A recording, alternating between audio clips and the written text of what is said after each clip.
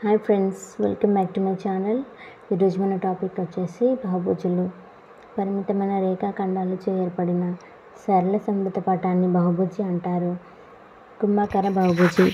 ప్రతి అంతర కోణం 180 degrees కన్నా తక్కువ ఉంటే దాన్ని కుంభాకార బహుభుజి అంటారు. పుటాకార బహుభుజి అంటే ప్రతి అంతర కోణం 180 degrees కన్నా ఎక్కువ ఉంటే దాన్ని పుటాకార బహుభుజి అంటారు. క్రమ బహుభుజి. ఒక బహుభుజిలో అన్ని భుజాలు అన్ని కోణాలు సమానంగా ఉంటే దాన్ని క్రమ బహుభుజి అంటారు.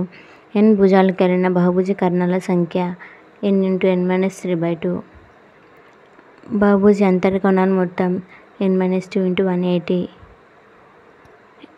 క్రమ బహుభుజి ఒక్కొక్క అంతర కోణం n-2/n × 180. బహుభుజి బాహ్య కోణాలు మొత్తం 360 degrees. క్రమ బహుభుజి ఒక్కొక్క బాహ్య కోణం 360/n. హాయ్, బహుభుజులకు సంబంధించి కొన్ని ప్రశ్నలను చూద్దాము.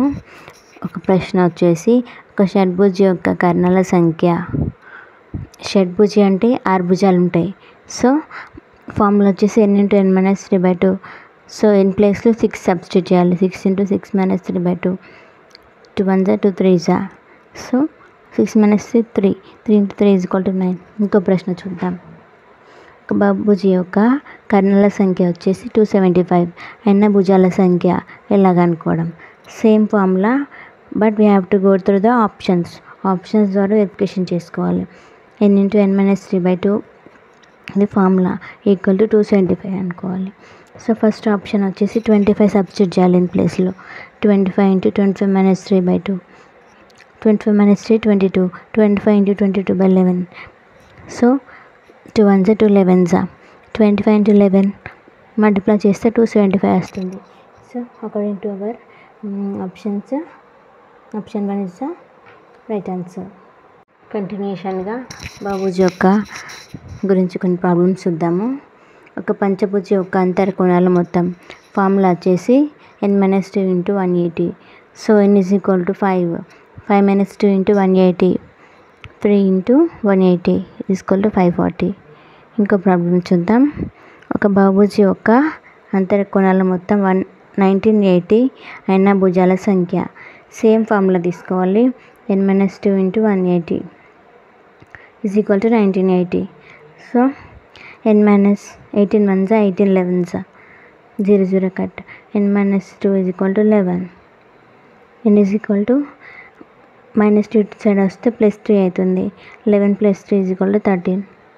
ఇంకో ప్రాబ్లం చూద్దాం. ఒక క్రమ షడ్భుజి ఒక్కొక్క అంతర కోణం ఎంత?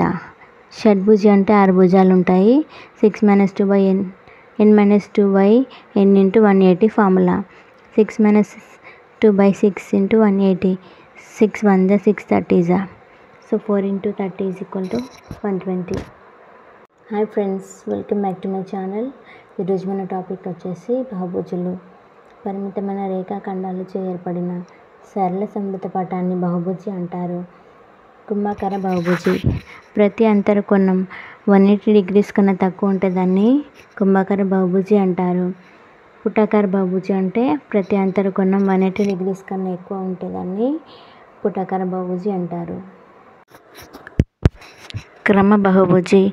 ఒక బహుభుజిలో అన్ని భుజాలు అన్ని కోణాలు సమానంగా ఉంటే దాన్ని క్రమ బహుభుజి అంటారు.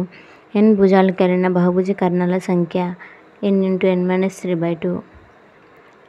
బహుభుజి అంతర కోణాలు మొత్తం n-2 × 180. క్రమ బహుభుజి ఒక్కొక్క అంతర కోణం n-2/n × 180. బహుభుజి బాహ్య కోణాలు మొత్తం 360 degrees. క్రమ బహుభుజి ఒక్కొక్క బాహ్య కోణం 360/n.